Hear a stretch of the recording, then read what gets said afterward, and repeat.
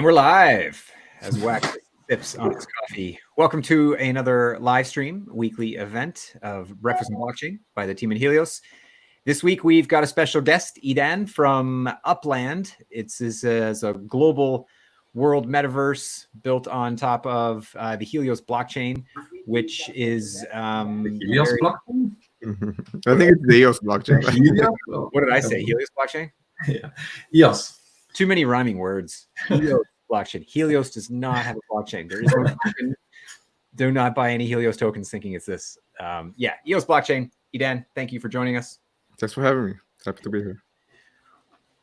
We've just finished an interview, so it's funny. We just asked a bunch of great questions. I got a bunch of great answers, and now we're here. It's do we ask the same questions? I feel like we shouldn't, but maybe we can a little bit.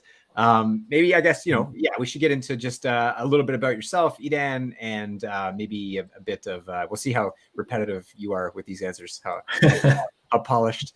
But yeah, tell us about yourself and what is Upland. Absolutely. So I'm one of three of Upland's co-founders, together with Dirk Luth and Manny Honigstein, and also currently serve as co-CEO together with Dirk Luth for Upland. Upland is a metaverse that is mapped to the real world. One of the biggest blockchain-based metaverses today, with about 215,000 landowners over that, basically, around probably getting close to 3 million NFTs minted to date, and basically accessible to mass audiences. So available to download on the Apple App Store and on Google Play. Also available to play on desktop via web. So far it's been a very fruitful 3.5-year journey for us, from the early days of when NFTs were still not a cool thing. Yeah, they've become very cool now, that's for sure. What do you think about this NFTs and the coolness that is NFTs today? I mean, I don't know. I have a hard time buying into these extremely overpriced JPEGs. I'm kind of in the utility I'm with you. camp. Yeah. So here's the thing. Like, you look at human history, and at times there are technological breakthroughs that are game changers, right? It happened several times. There were several, dating back to like industrial industries, revolutions, etc. But more recently, right, when the internet came to place. If you look at the early days of internet, people didn't know how to fathom it. It was only the techies and the geeks that adopted it first. And then what followed was a really, really big hype phase, right? There was a huge bubble, right? There was a lot of crap out there. And that's fine. That's human behavior, because you get excited about something, you don't fully understand it, you want to be a part of it. That creates a bubble. Those bubbles usually burst, but then what survives and emerges are the true value carriers, and they emerge to be the biggest companies in the next decade, in the next 2 decades, etc. So it feels like we're at the time. People are, a lot of people are focused on hype. That's not a bad thing. It doesn't mean that all of hyped projects will not succeed. Some will, some will not. But we kind of like people who understand the value and kind of like maybe understand how the technology changes humanity potentially. We have more tools probably to determine, okay, what is real value here? What is the kind of like the bigger game? What is the end game here? What are we trying to do? And that's where basically projects may surface to be more interesting or less interesting compared to others. Again, I'm not saying that there's no value in hyped projects. I'm saying we need to develop the ability to look even beyond the hype and kind of like look at the actual value that's going to emerge. And this is where the really interesting stuff gets into. Yeah. Hello, Gabriel. Welcome to the stream. Good day, gentlemen. Yeah, so great answer, and well-balanced answer. I like that. We many of us in the EOS ecosystem have fought with this lack of hype and negative price appreciation, so depreciation, I suppose. but clinging to the idea that the value eventually will collect and aggregate where the utility and where it makes sense. And what you're doing with Upland is a great testament to that, because you're running a very busy application DApp on the EOS blockchain. So kind of pointing to the fact that there is a lot of utility to be had on the chain, unrecognized. Absolutely, yeah, absolutely, and maybe that's a bit the downfall. But again, at the end of the day, if that will translate to millions of people using EOS infrastructure, even without knowing it, that is still beneficial to the ecosystem. So, yeah. Have you? I guess I should just ask out of curiosity. I've heard a lot of other projects come and gone from the EOS space. Lack of funding seems to be the primary sort of impetus to have them leave EOS. Have you ever, during your path of you've been at this for three plus years now on EOS, has it ever come up that, hey, maybe we should jump to some of these competitor chains, or have you proven pretty steadfast? yeah, so again, it has to do with about how much you appreciate hype and how much you attribute it as kind of like your strategical tool, like a strategical tool in the toolshed that you carry, right? We have definitely been offered and tried to be tempted to move blockchains. It's not easy because first of all, we built a lot of proprietary technology around EOSIO. So first of all, it's something like that would be a very, very heavy lift for us. But the thing is, we've been fortunate enough that our business is thriving. So we were not forced to a position where we had to do it out of necessity of fundraising, etc. So far we have not done any ICOs. Although those kind of like tradable token offerings may be a part of Upland's future, only it would have to be something that is regulatory compliant in the US, which has always been part of our guidelines. But we've only taken traditional VC funding. So up until now, Upland has had a seed funding at the beginning, and that was by the way kind of like backed by Block One with the very first EOS VC funds. So the vessel was FinLab back then. Today they're called C3. They were our seed investors. And since then, we've only done one additional round. It was last year. It was announced in November, where we raised our Series A funding. But again, so far the business has been really good for us. So again, we are fortunate, and we know that it's beyond just ideas and execution and timing. There's a lot of elements that need to converge to be able to be in a position where the business is performing to a point where funding is a tool and not necessarily like a necessity that a survival issue, right? Yeah, that's come up many times to many people who on one hand will say, EOS was starved, we didn't have the funding, but on the other hand, it's like if you had a good business, if you have a good proposal, you shouldn't be predicated on funding to make it happen. You should be able to potentially live off the merits of your business. Absolutely, yeah. And by the way, it holds true to any startup, right? You form a startup, 9 out of 10 times you'll go bust before your next fundraise. That's the reality. Shouldn't be different with any project. Doesn't matter if it's blockchain based or not. Yeah, exactly. Yeah, so Upland is based on real world maps in America at the moment. Is that right? Just in USA? We are currently open in I want to say 16 to 18 cities in the US. But then we are definitely going to have our first international city this year. So do you know where that is yet, or is that secret? Sorry? Is that secret at the moment, or is that something? That has not been announced yet, so I can't say exactly.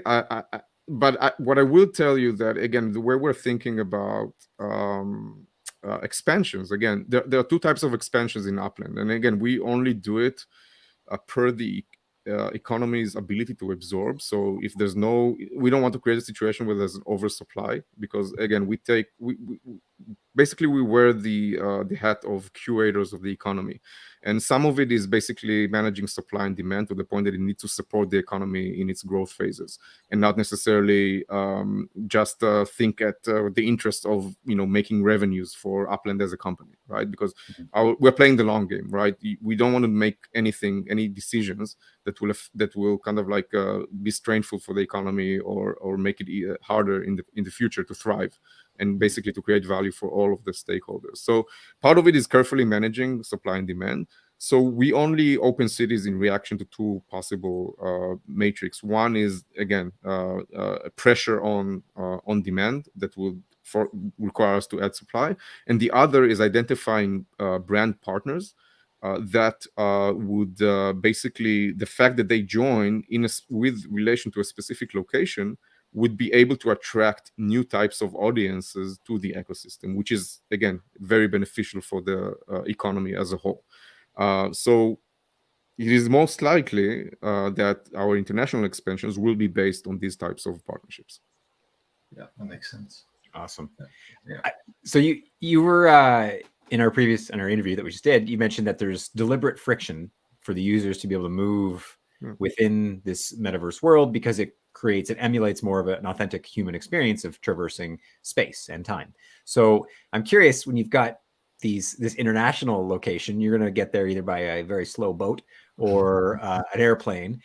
Do users own these means of transportation, like say an airline, and you have to buy a ticket and then take the time, or is this something this is like a revenue source for the Upland team to like host this infrastructure to allow like you guys maintain the planes basically? Yeah, so like everything that we do in Upland, we start out small and then take baby steps to delegate everything in favor of the community. So public transportation today. So again, I don't want to go maybe too much into the economics of Upland, but all transportation that is public, which is today either airplanes, buses, or trains. And also we have, by the way, a Hyperloop that connects Cleveland to. We actually have a partnership with Hyperloop, and they connect like Chicago to Cleveland in Upland. So you can take a very fast Hyperloop today between Chicago and Cleveland if you're there.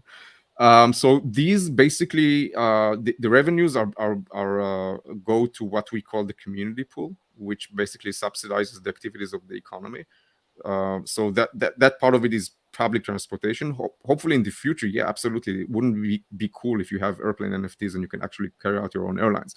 But the very first means of private transportation will be introduced this year with cars. So you are going to be able to substitute this with your private vehicles, but also take passengers with you or carry cargo for them. So owning a car in Upland will give you also the ability to actually provide services for the community. I can imagine taxi companies opening up pretty quick. Absolutely. And how long does it take to go the distance from one location to another? So we have a magic number in Upland, and it's 1 to 5.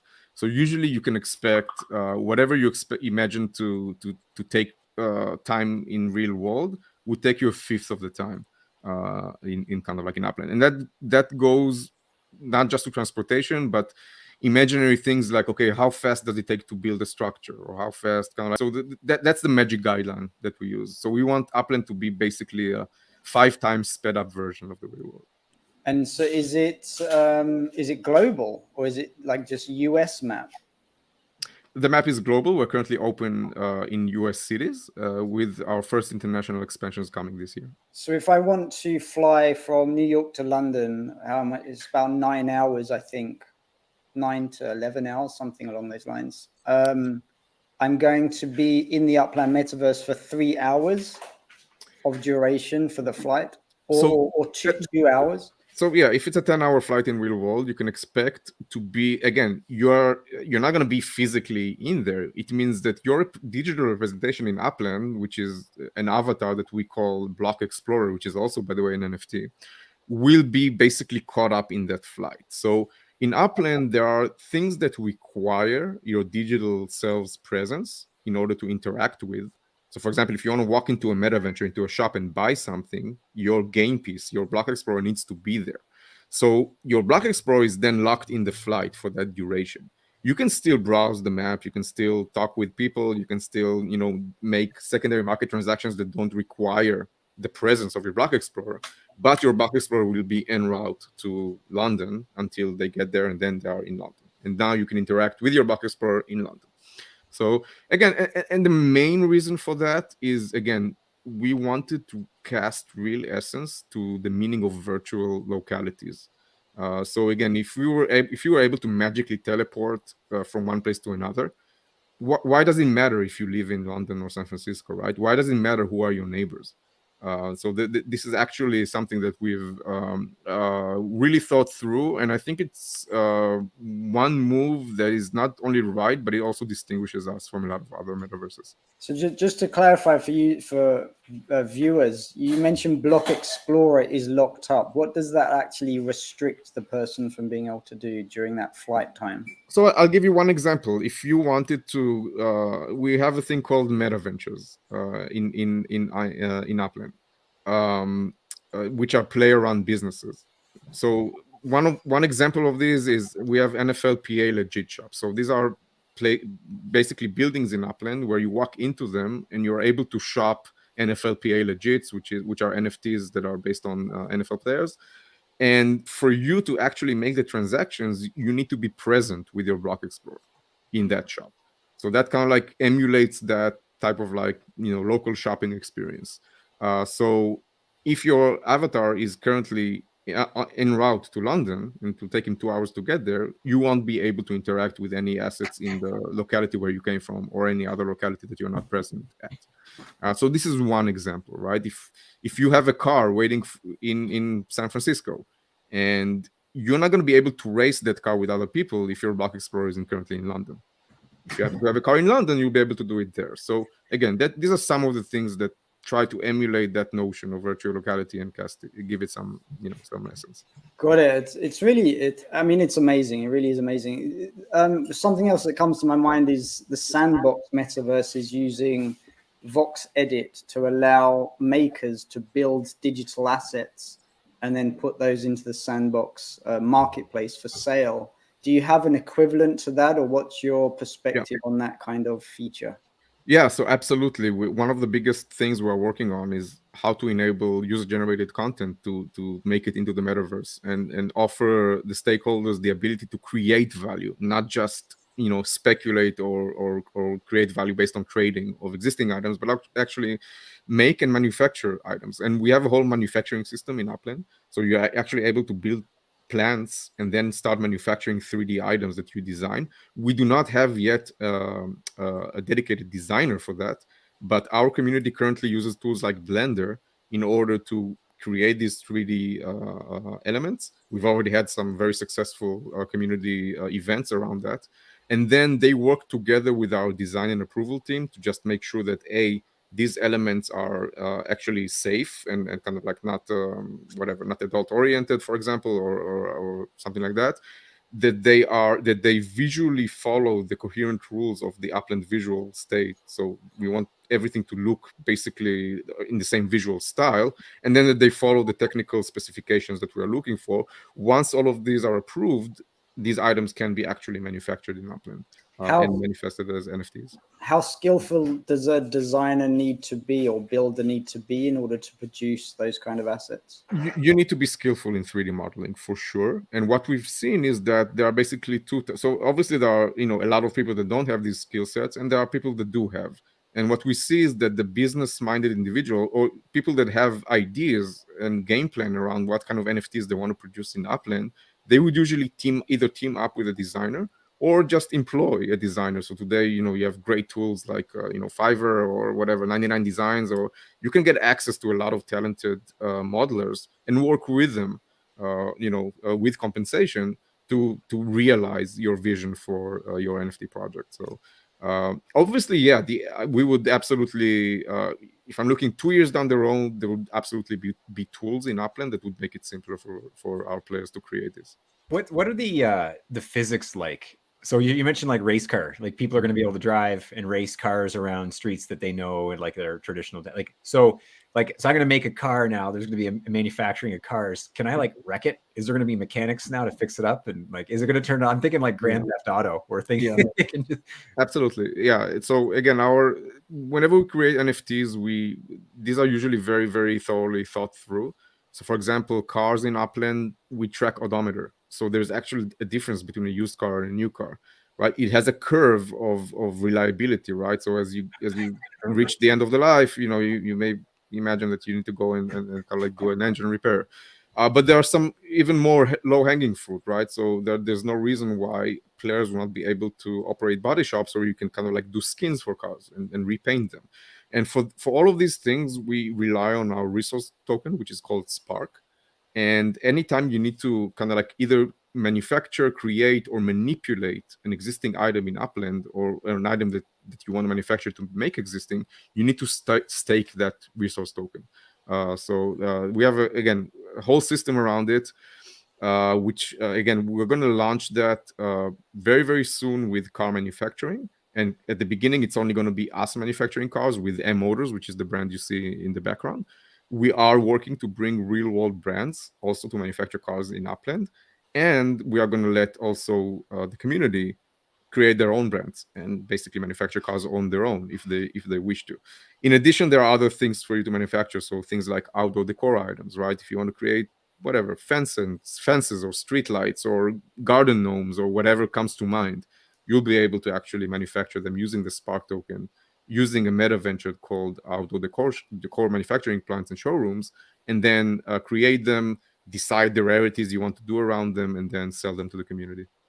It's pretty amazing. It's almost like the opportunity is endless. You could have, like, pretty much every brand could have a product or a store in the metaverse, right? Yeah, and this is part of the appeal also we see with brands. Again, the fact that Upland is mapped to the real world seems a bit trivial, but it's really, really crucial to this. And when brands look at it, you can see they turn on fire, right? They immediately react and understand the value here and how they can be represented in metaverses in a way that is different than other traditional metaverses. Mm. So it'd be quite good to be able to live next door to a car dealership, the Apple store, and everything, all the resource stores as well. So you can see why certain locations will have different value as well. Yeah, and you start seeing that today with the community. So again, we have an existing partnership with the NFL Player Association with a suite of products we call NFL PA Legits.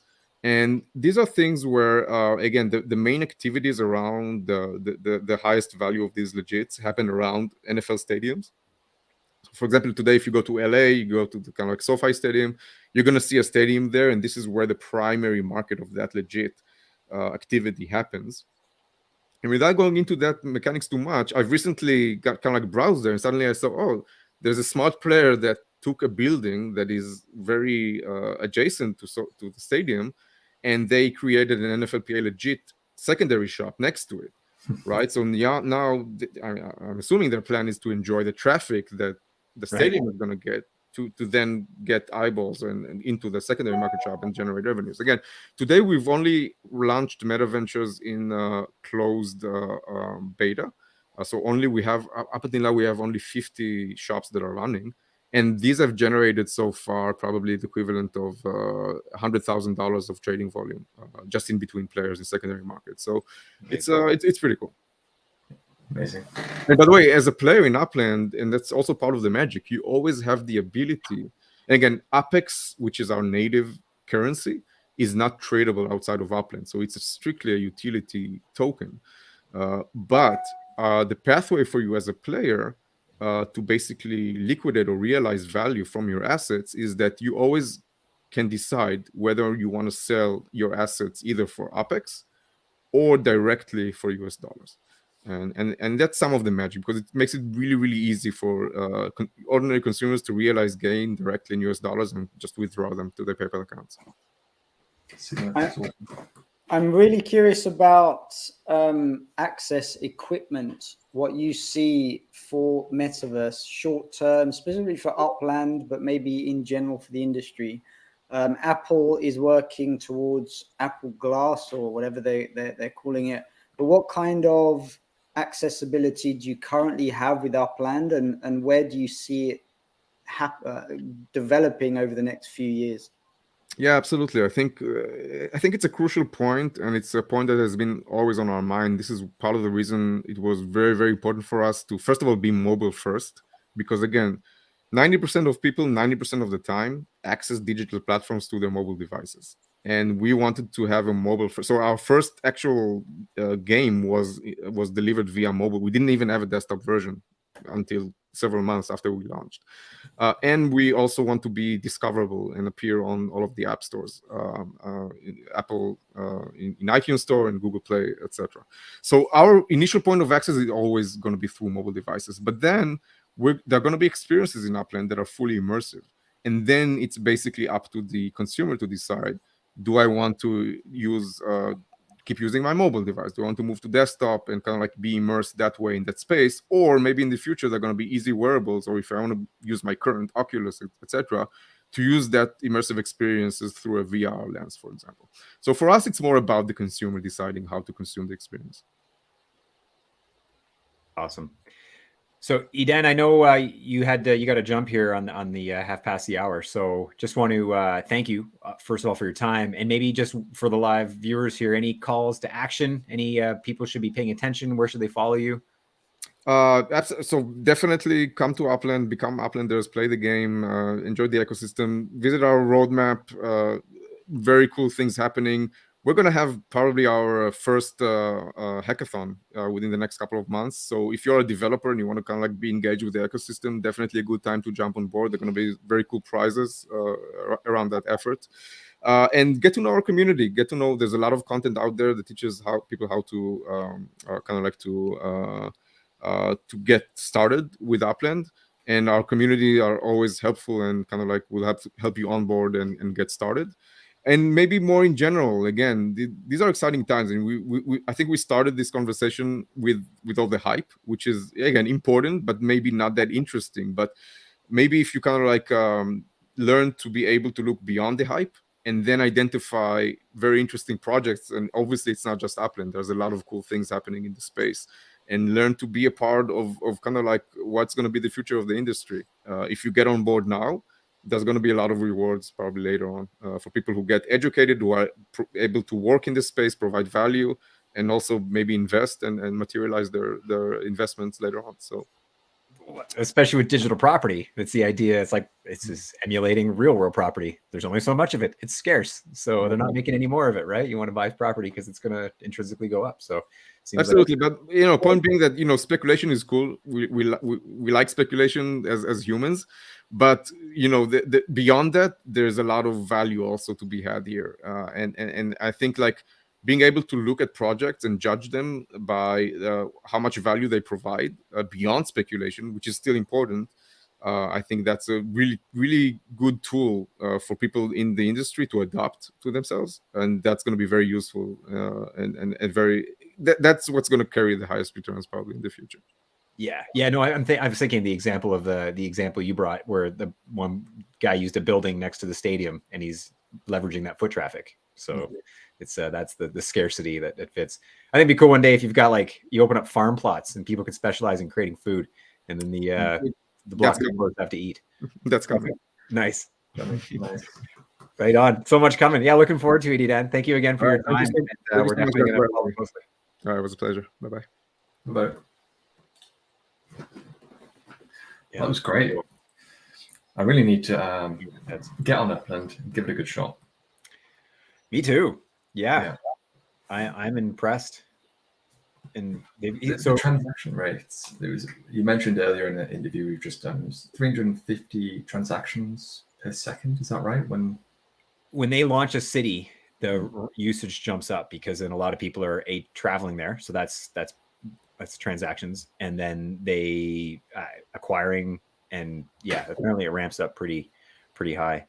Yeah, and they've got Gav in the interview. So this, for those who are gonna watch the interview later, they've got like over 115 employees at Upland helping them build out, and they're hiring like 1 to 2 people a week.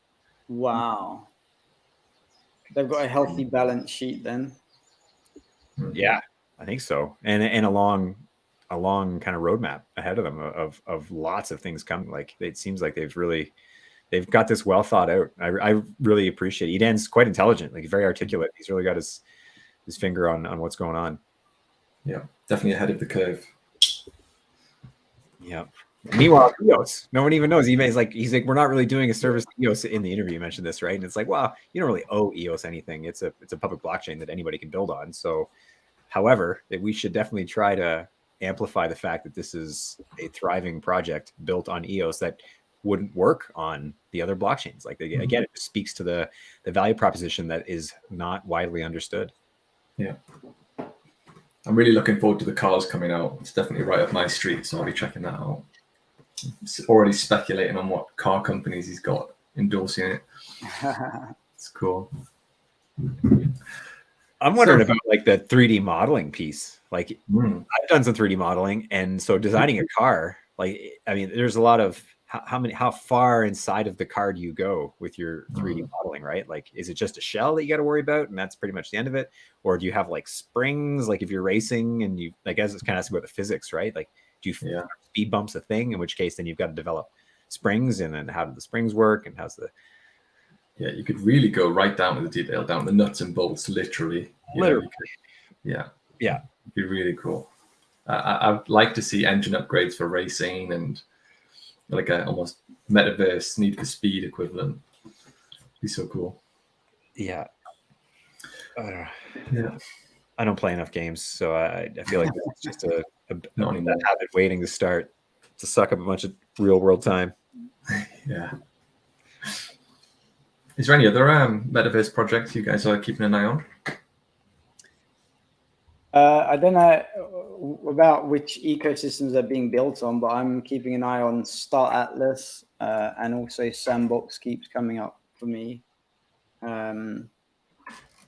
Those are two that definitely come to mind. The other one is Zilliqa. I can't remember what they're calling it, but Zilliqa blockchain is attempting to do a metaverse, and I think they're pinning their hopes on viability for the future on their success in terms of metaverse. I know I heard of Blocktopia because that came up in one of our EOSIO top fives that Telos was related to them, but they're backed by Polygon, so they're built on that network. But I think then related to Telos in terms of assets. And then of course there's Immersus. That's a big one in WAC, right? That's also looking to kind of migrate part of it, or at least open themselves up to EOS users. They've got some cool stuff. I've seen some stuff out of there, but seems like it's one of those competitive things. Like they're all like, how many of these things are going to be redundant in the end? This is like a race. It seems like, as it probably should be, but they all can't likely win. I think Immersus is going to join us on our Breakfast and Blockchain over the next few weeks on one of the sessions. So that'll be good to have them on.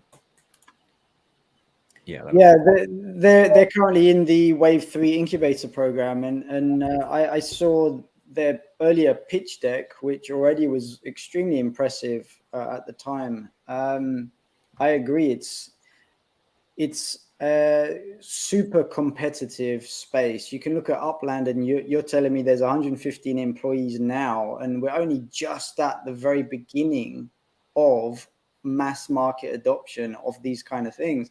So I don't know how much these projects want to share about what will be competitive advantages. I'm curious about that personality aspect of them. Surely they have, if they're very profit focused and they're very future oriented, they want their metaverse to be the best, and they're not going to give away all of their trade secrets. I think Upland are very preemptive of the technology and the direction things are heading. So they're already incorporating VR headsets, but it's not a requirement. Whereas he was explaining to us earlier that some platforms and metaverses, it's a requirement to have a VR headset.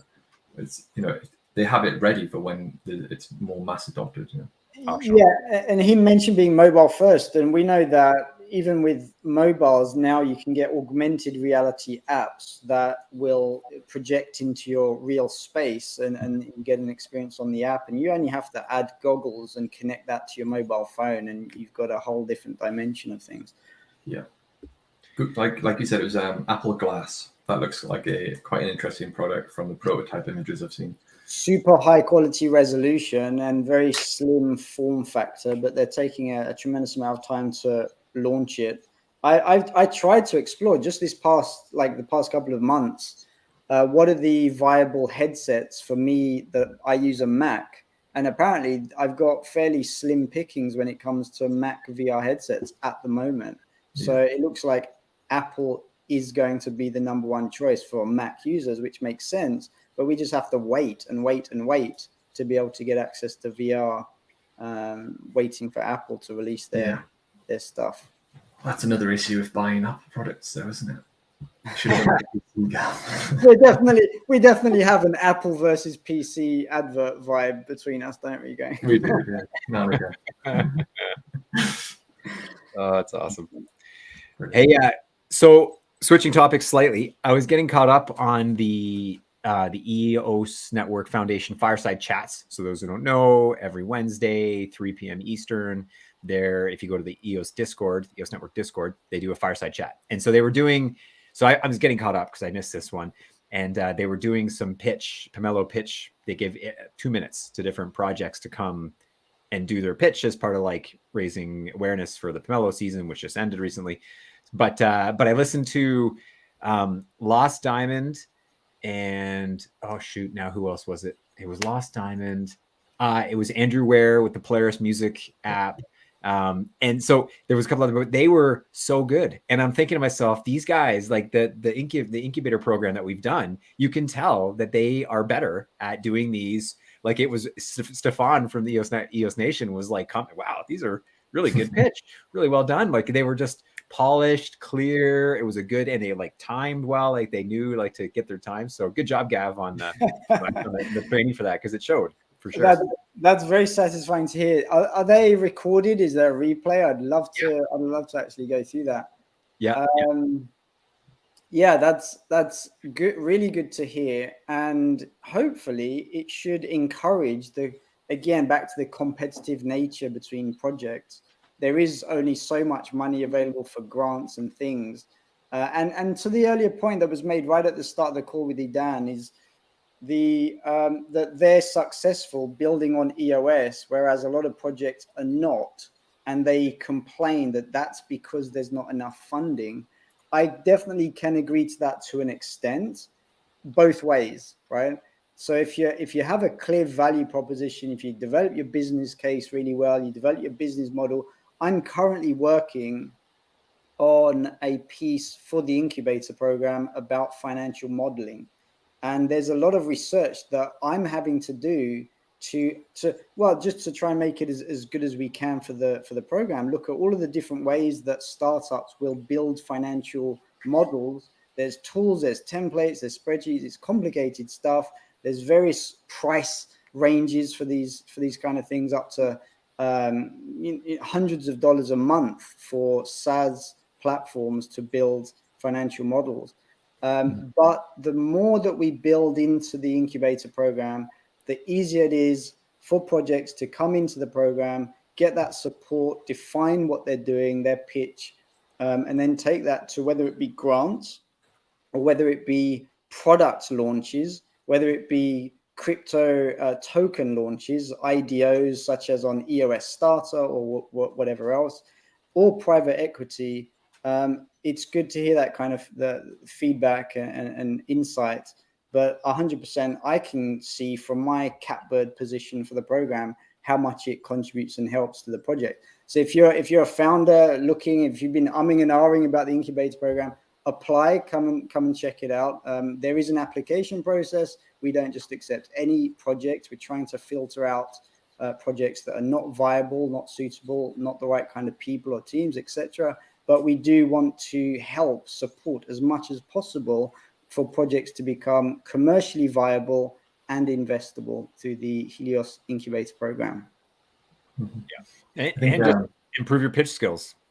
Yeah, that alone is a perk, right? Never mind, you might have a different project later on, but at least your ability to present will have increased. Yeah, skills that you'll have forever. It's definitely worth your time. And I need to make sure we announce all of the new projects that are on Wave 3, because we've got some amazing projects from the EOSIO ecosystem. And when are we going to start looking for participants for Wave 4, Gav? Do you think in the next couple of weeks we should start doing that? Projects can definitely start applying, and we Wave 1 and Wave 2 were what I'm calling version 1 of the Incubator program. Wave 3 is now version 2. We've made some changes based on the experience of what projects need, what type of support specifically projects need. Who knows? Maybe Wave 4 will be a version 3 of the program as we continue to innovate based on each wave's experience. That's brilliant. Yeah. We're forming it's like a community of all the alumni as well, kind of joining us on our Discord channel. So if you have any questions and you're a founder wanting to find out more about the Incubator program, you can ask past participants on there. So that's quite useful. if we look at Solana for a second, and there's there's so much bad stuff to say about Solana, which kind of it's kind of entertaining to see this massive thing blow up through VC support and have so many problems that maybe eventually they're going to solve. Whereas, for example, the EOSIO chains do not have any of those infrastructure problems. And so I can see that the hype that surrounds things like Solana, even despite all of the problems, as the EOSIO community, which, you know, the name might change and it doesn't reflect the uniqueness of each of the chains. Telos, it stands in its own right as a L1 blockchain. All of the good that's building in that ecosystem. Then there's Wax, another massive ecosystem with blockchain transactions that dwarf everything else combined. It's just insane. This kind of what's possible or what's happening in this in our ecosystem. Then there's Ultra, which are building towards very, very high quality games, etc. The other chains. The more that we, Helios, and other contributors, other groups are building this commercialization of founders and developers that are EOS blockchain savvy, I can see us having that kind of that scalability effect in time.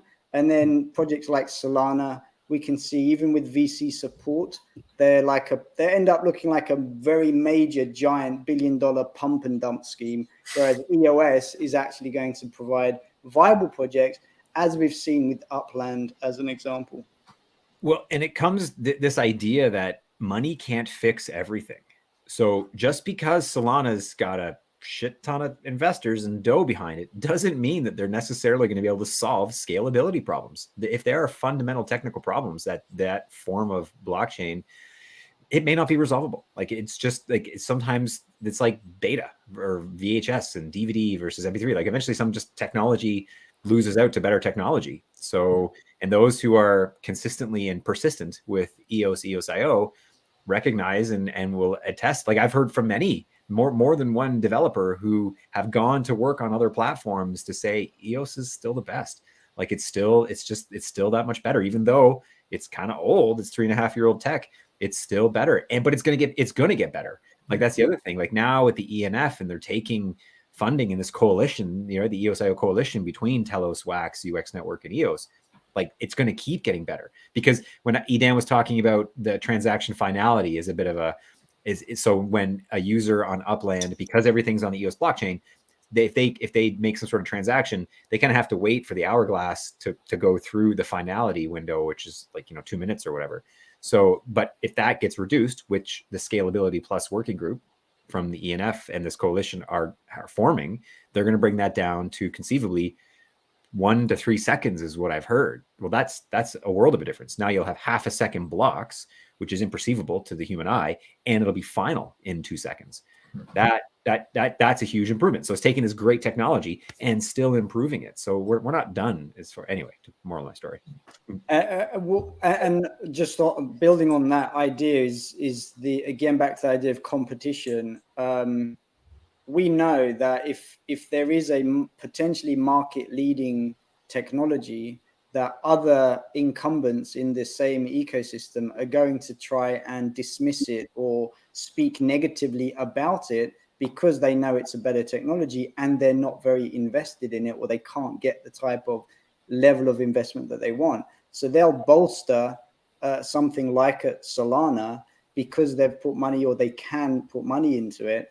And so there's negativity, but the truth eventually has to play out. So again, we're just at this super early stage, just like the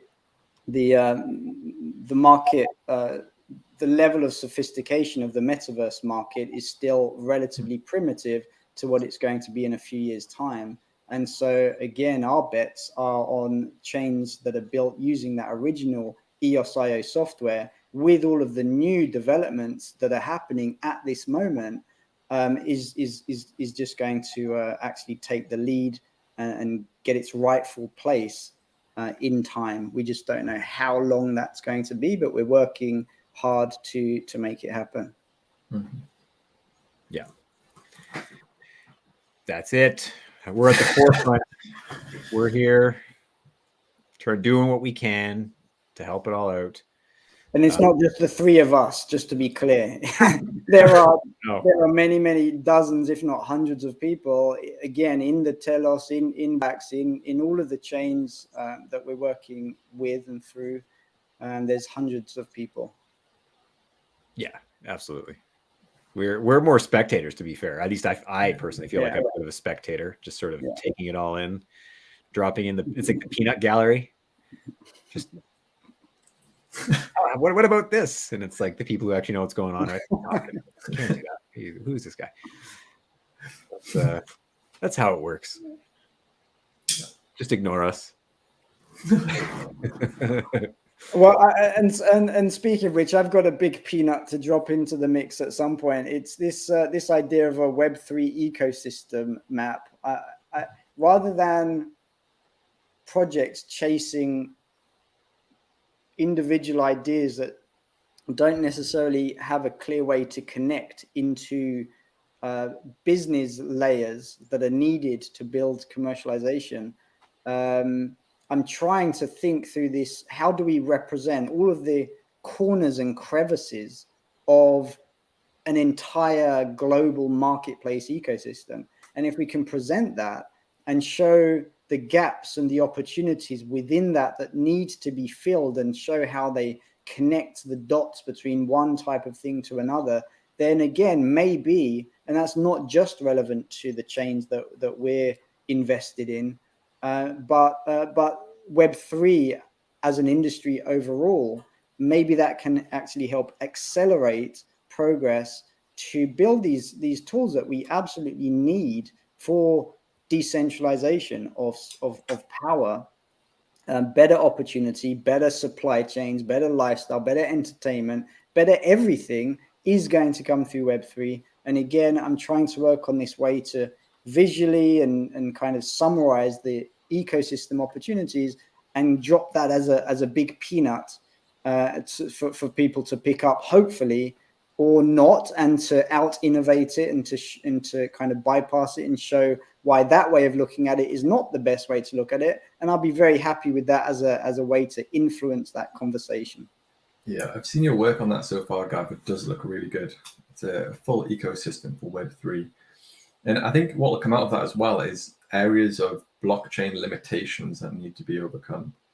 And it's not just necessarily the finality, but what regulations will prevent us from developing particular. Say we recently just talked about with Upland their real world assets, and then the implications of having that on chain. What actually needs to be passed in accordance to the law of the country for those technological ideas to be implemented. That's interesting. It's like there'll be thieves into like, can a thief rob the car that wax so that you spent like 3 months building with your 3D modeling and get away with it? Like how are these things going to be able to be returned? Obviously you got your private keys, but I don't know, just things like that somehow there's laws, and I can see compliance and regulation and limitation and restriction, and how tall you can build your building, how loud you can have your metaverse music blaring at night in your apartment. So many different factors. He spoke about the idea of HOA sort of thing, where when because there's a physical relationship, digitally physical relationship, like you can't just teleport one place to the next. So like where you choose to make your home within this Upland metaverse, you'll have other people, and you can decide, and you'll do KYC, and you'll have like a one vote assigned to you, one token, one vote, or one person, one vote. And then you can choose in your local HOA, like how tall can we build our buildings? And are we allowed to put a factory in our residential zone? Or are we going to like rule that out? But that means you got to have police. So now you're going to have some police that come into the game. And then again, in the physics, we're racing race cars, and I crash into somebody's building. Am I putting a hole in it? Do we need to have like plumbers now and like construction workers to come and use their digital avatars to collect an hourly rate to like repair things, right? I mean, you can see it going. It can go. It's infinite in a way. Like it's as infinite as the real world as far as how you can take it. I wonder how far off we are from sitting in tanks with VR headsets on in the metaverse. Well, you could probably do something like that now, to be honest. And maybe people will realize how absurd certain laws are through their metaverse experience, and then that becomes a political influence back into the real world of how we govern society. That would be an interesting take. Yeah, that would be very curious, right? How much you go down the path of emulating real life to point out all the things that are wrong. Wait, if we can design it as we want, then we're gonna remove that rule. That's silly. We don't need that, right? And bad actors as well. I'm all for banning bad actors, bad politicians, which most of them are. I'm not going to say all, but most of them, I'd say. How do we ban them from our beautiful metaverse universes? Well, I think Upland have an I read on there that if you disobey the rules, then you get sent to Alcatraz. I'm not sure if that's a literal location, but I think they have a virtual prison. I'd need to double check it. Your avatar gets stuck there until they build boats, and then they're going to try to like smuggle people out. Prison escape, that'd be cool. Yeah. Well, you know how we solve the bad politician part is we need to. He mentioned there's like governance and voting. They need to incorporate the Eden process. Yeah, and use fractal governance where you have accountability and the inability for incumbents to have an advantage to ensure that they remain in power, and gerrymandering and all that type of stuff that the Eden method, the fractal democracy method, kind of solves for. Yeah, I think the governance structures that they develop in Upland are going to be really interesting to keep an eye on for sure. It's a whole incorporate Eden. What's that? They should just put Eden on, like you say, put Eden in there to elect leaders. They may not know about it. That's something they maybe would consider. Like you think of, there's so much they could do. I mean, that's the whole thing. It's a digital real world. Yeah. Awesome. And in a way, I'm imagining that building experiences with virtual modelers, virtual controls, is writing smart contract code behind the scenes. So it's like, if you guys are familiar with the term of low code or no code software development, it's that you don't have to type the individual characters to write script, but you kind of drag and drop functionality, and that code components get added to your application. So people like me, who's not a technical coder, would be able to manipulate different things and have an adapt produced within a metaverse experience. It's just, I don't know, it's just kind of blows my mind, but it's stuff that should exist already, should have existed 50, 100 years ago. Society's catching up potentially with what it should be, which is very, very exciting. Yeah. There's a particular app where you can type in normal language and it will change that into code for you. I think it's built on, it incorporates Python at least. So having that in the metaverse where you say, I want to create this, and then it can create it for you, and then it becomes an NFT, and then you can sell it. That would be really interesting. Yeah. Cool. Yeah. Well, it's like object-oriented programming, right? Where you just have these Lego blocks, and a lot of that's why Solidity is so popular, because they have in these Open Zeppelin, apparently it's like a repository, I believe, that has just all these componentized pieces of code that's been audited and trusted, so you don't have to build it from scratch every time. It's like, here's the login function, click. Here's the, I don't know, NFT creator. Here's the marketplace, and you just plug it, play, drop it all in, and poof, there's your dApp written in Solidity. And now you bring that to EOS again. So people who don't know C++, who want a smart contract, well, you don't need to anymore. You can just know Solidity via these repositories of Lego component of code. And now you can this is the advantage of EVM. That's why it's kind of like this holy grail, just because there's thousands of Solidity developers. Mm-hmm. You know what's in the back of my mind right now is that I'm in Mexico, Yucatan, and looking at physical land properties, and I'm thinking, well, maybe I need to go and claim that piece of land in Upland, because I don't want someone else to own the virtual land that I've got in the real world. And again, just the amount of competition that could end up driving in the Upland metaverse for people who want specific plots of land that exist in the real world. Especially brands. Yeah, brands and people who want to be able to resell land to the brands. Just the virtual economies that we're moving towards. Astonishing.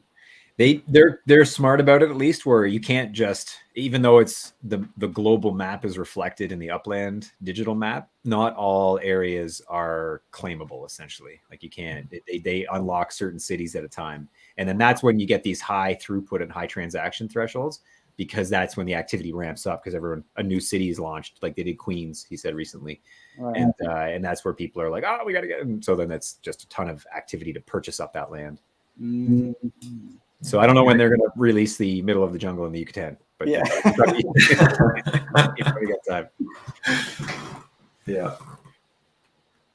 I'm thinking planes will be cool. Designing stuff is cool, like to use Blender and do 3D modeling and have like a side, like a business like this. That's the other thing I think is going to be so interesting when people start to create a living in the completely digital realm. I mean, our postures are going to go to shit in the real world, and our eyes aren't going to be thinking. But it'll be still interesting. Unless it's like projected from our brains, where we don't need a device and it's just full process. How far are we going to go with this? I don't know. No thanks, Elon. There's a movie with a clip that always comes to mind, and I've tried to find the movie. I don't know what it is, but this guy who's overweight is sitting in a very small, grimy, dark room on like just a big leather armchair, and he's got the virtual headset, and he's inside this virtual reality, and he's walking around. He's like super strong and muscly and happy and healthy and going about and doing all sorts of stuff. And you come back to see him in this room, is like just like looks like he's in a coma. Yeah. As exciting as this stuff is, certainly the risks are there, and there's stories of people in Asia being in the internet cafes, very, very popular still in Southeast Asia, and they'll play computer games in there, and they'll literally die because they'll spend 72 hours just in the internet cafe, not move, not eat, not get circulation happening, and they literally die in the middle of their computer game.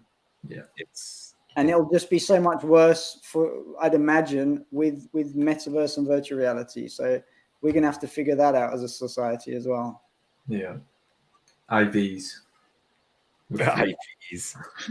No, the answer is to go outside and touch the earth. Oh man. I think augmented reality is the answer, or at least it will be part of it. Mixing the real world with, the visual, with metaverse. Maybe it's I wonder it's such a strange mental thing to consider, right? Like the whole hologram theory of reality and stuff. And it's like the further humanity evolves, it seems like the closer we're trying to get to make it a hologram. Like it's like we're if this is a hologram currently, well, we're like seem to be predisposed to wanting, or like this predisposition to want to create a hologram within a hologram. Right. And maybe that hologram of the universe is built on some kind of a blockchain, and we just don't know we just don't know which one it is yet. The future coming back to us. Yeah, that's pretty cool.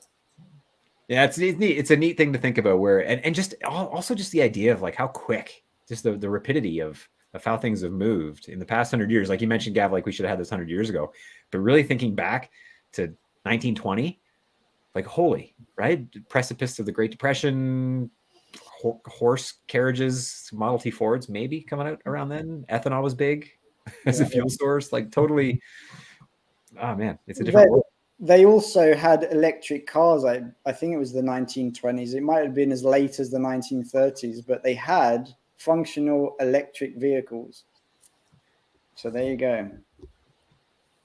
Yeah, I had heard that. There's a whole history of the electric car. Is a funny one, eh? You guys saw, I'm sure, the movie Who Killed the Electric Vehicle, the EV one. I don't remember that one. No. Oh, that's a good one. You got to watch that. Yeah. That was a legit EV car that a lot of private citizens owned, but they didn't own them apparently. It was like a lease program, and people loved them. There's a whole documentary, Who Killed the Electric Car, and they eventually impounded them and squashed all the cars. There's video, and there was one fairly famous actor who was a big, like he was an owner of one of these cars, and he did a lot. So he's in that video, this documentary, and it was called the EV1, and it was like a GM product or something. But they crushed all the cars. It was like it's irrational. It doesn't make any freaking sense. And the theory was like, oh, it was the oil companies. They bought it all up and wanted to kill it. But I don't know. It's just, there's some things in this world that just baffle logic. It's something to do with the charging stations, I think. Linked to the cars were linked to the charging stations. And people wanted to have them. Like, who cares if there's no charging stations? If I choose to have a car, why are you going to take it from me and then crush it? Well, yeah, it's ridiculous. It defies logic. It doesn't make any sense. I've had a car crushed in my life against my will. Against your will, like when you owned and it was possessed. Yeah. I had a car, my first car, and I didn't have road tax. I think I went away or something. I was away at the time when they took it, and by the time I got back, it was in a car impound, whatever. The fee to pay to get it out was way more than the cost of my old Volkswagen Golf, and so I didn't claim it back. I didn't want to pay that fee, and they crushed it. It's hard times. Hard time. Yeah. There's good old governments. You had me. That was a segue. You had me thinking along another train of thought. Might come back to me. Apologies. Crushing cars? No, before that. Where were we going? Before the crushing cars? Metaverse, world changing, what it was like 100 years ago versus today. That's something I talk to my kids a lot about. Trying to inculcate this idea of gratitude and being thankful, and the idea that I mean, I don't want to get into it too much, but like just the education system and the direction of there's a certain political leaning to the public education system, and it's like that didn't exist when I was a kid. Like there's certain things now that are being taught that I can't even, like, they didn't even come up at all, and that was only 30 years. And but then you go back 100 years, and it's like you realize this idea of like, would you be you if you lived 100 years ago? And I mean, no, you wouldn't. But what of you would be you still? Like, what part, the nature nurture piece, right? What part would persist as your personality versus the what culture has kind of created as your personality? Anyway, it's fun to talk about with kids because they only know what they know, of course, and they've only known. My kids are 10 and 12, and they only know computers. And it's like in my lifetime, I've gone from not at their age not have a computer. Around 10 or 12, I got a 286, or my dad did at least, and so I started to have the little line games, and it was all just gaming for me at that point in time. But to see, and then now they're they know nothing but computers, and it's just imagine, and so then another 50 years from now, what will it be like, right? They'll know nothing but augmented brain chips. That's just normal. Everyone's got that. Like in the Matrix, turning everyone into a battery. If viewers know that analogy, right? The thing that was in the back of my mind was about Elon Musk. Kind of controversial. Sweet. He is as a personality. So there's a lot of conspiracy talk about Elon, and he's against. He's scared, concerned about AI and what it can do, and yet he's involved in working on AI. So there's like, what's that about? How is he says we need to do AI, otherwise AI will take over. So we have to get there first, kind of thing, and integrate with AI to stop it from taking over. You mentioned the electric vehicles. He's the guy who's come along and made electric vehicles commercially and politically possible. And then now he's got this bid for Twitter, and no sooner has he moved in that direction that the US government has announced a new disinformation governance board. So the conspiracy theorists, the certain perspective of conspiracy theories, would say that Elon Musk is a front man for the super elites, and he's pushing the agenda to say, hey, we need to get rid of censorship, which is enabling and empowering the US government controlled by the elites to set up a new disinformation governance board, perhaps because they were losing the battle between what they can actually censor. It's not really working. Too many people can see through the BS of Twitter's attempt to censor things. So now they come along with this whole new official department called the Disinformation Governance Board of the United States. And you're left wondering, so is Elon actually helping, or is what he's trying to do actually working in our disfavor because it's empowering the powers that be? So again, that was just thoughts in the back of my mind there. It's curious, right? And I love the names that the US government or whoever is their thought person on coming up with these names, like the Patriot Act and Homeland Security and then disinformation. That's pure Orwellian, right? I mean, information is information. So what does disinformation even mean? And who's the arbiter of truth? I don't understand this. Like who fact checks the fact checkers? Like they're just humans still, right? So can't they make mistakes? And there's no bias or political bias or funding sources. Like when you look at how Pfizer is a 70% top donor to CNN, do we expect honest and fair journalism from CNN if 70% of their money comes from a certain particular industry or company? It seems irrational. I don't know. This is partly why I'm so enthusiastic again about blockchain. Even oracles that could take data, put it onto a public blockchain that records actual truth and fact that can then be cross-referenced by other people and platforms. This is, to me, again, this is the battle that we're in. This is why I'm involved in the space, is to try and build protections for the future so that these tyrants cannot just control everything, pull the wool over the sheep's eyes.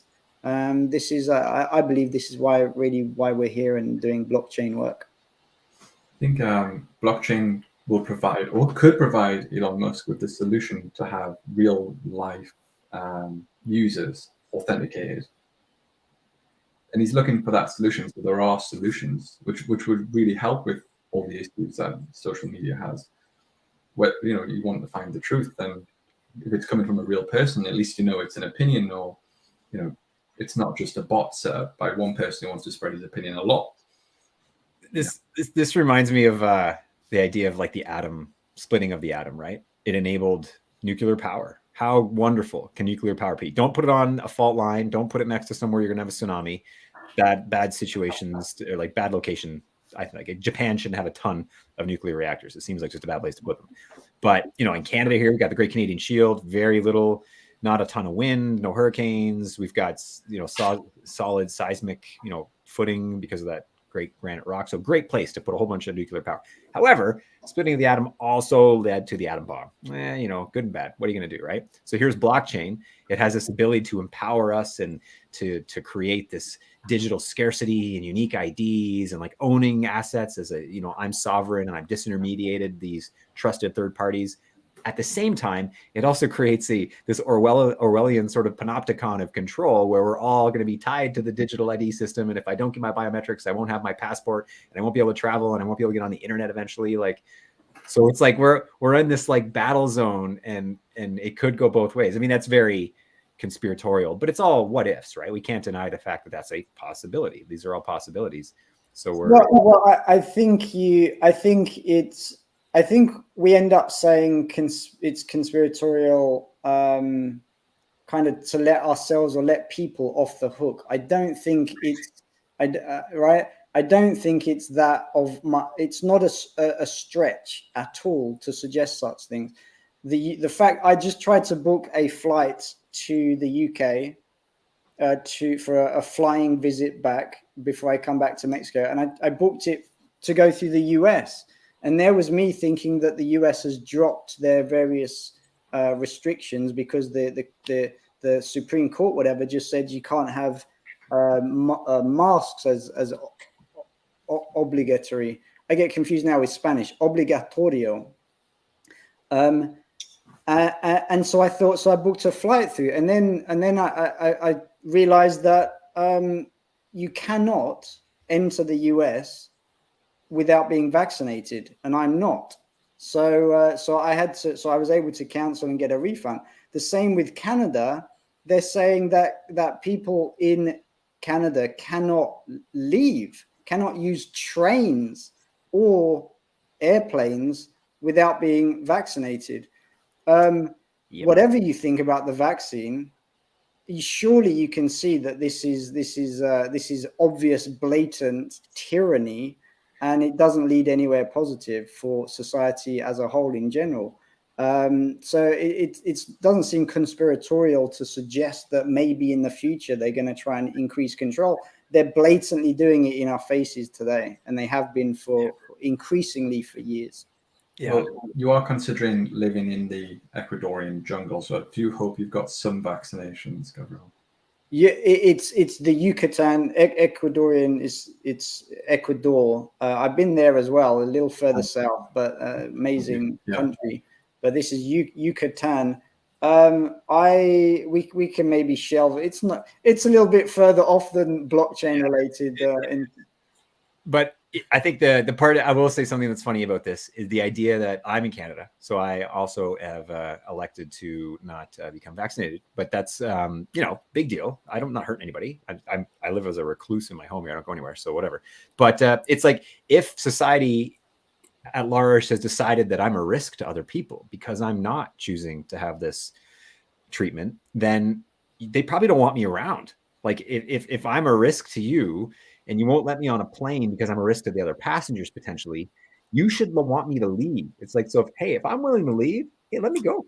I'm not, just let me, whatever. But do I got to leave on a boat? Like, how do I get out of here now? If I'm trapped and I'm a risk to you, what option have you given me to at least try to leave and leave you to your own? Hey, you're happy to have all the vaccinated folks you want in Canada. I would just like to leave and go somewhere else. How do I do that? It makes no sense. I'll give you the suggestion is to find a restaurant that is directly on the border, because when you're inside restaurants, you don't need to wear a mask. There you go. We need a border straddling restaurant. Oh, the problems of life today. But hey, at least on the blockchain front, there's lots of exciting things happening. It is much more of a free world in the blockchain space, depending on how you're trying to position yourself and where you're working within, right? Like Upland, it sounds to me that that's like I don't know what compliance issues they have. They have an in-game currency that sounds like it's within the game. So they didn't do any like token launch or any ICO or anything like that. So I imagine the compliant piece for them hopefully isn't too arduous. We didn't ask Edan about that, but I bet you there's something he's got to consider surely, but I don't think it would be a huge restrictor, I wouldn't think, to what they can do. I don't know. Like you have to, because it's a global metaverse, like do users from certain countries, are they not permitted to play? And can they, I just wonder what type of jurisdictional restrictions might exist. Hopefully very few. I just maybe last point, we're running into end of time, but there's this Sovryn, SOVRYN. This was a platform, a group that is attempting to build digital identifiers or components for digital identifiers and guidelines to enable us to control our own data and only to provide access to bits of the data that are required to log in or become members of certain communities. And this is all a self-sovereign identity is the expression acronym SSI. I kind of feel like that might be the frontier. That's the cutting edge of the race to be able to build systems that protect our rights, our human rights, whereas the other side are trying to take them away. And I feel like that self-sovereign identity and therefore connects to the brand reputation. If we don't build those blockchain solutions first, then the Five Eyes nations, Australia, UK, Canada, whatever else it is, are just going to import the types of control systems that they've been using over there in China.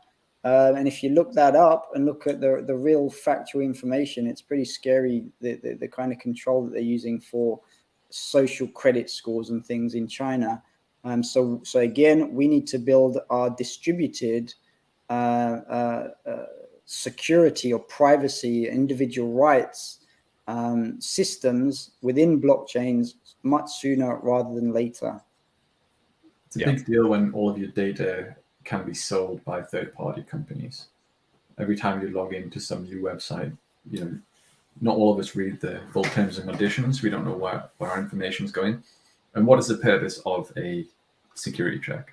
To find out you're a real person. But all the information that you provide isn't necessarily going to be used or is necessary for that purpose.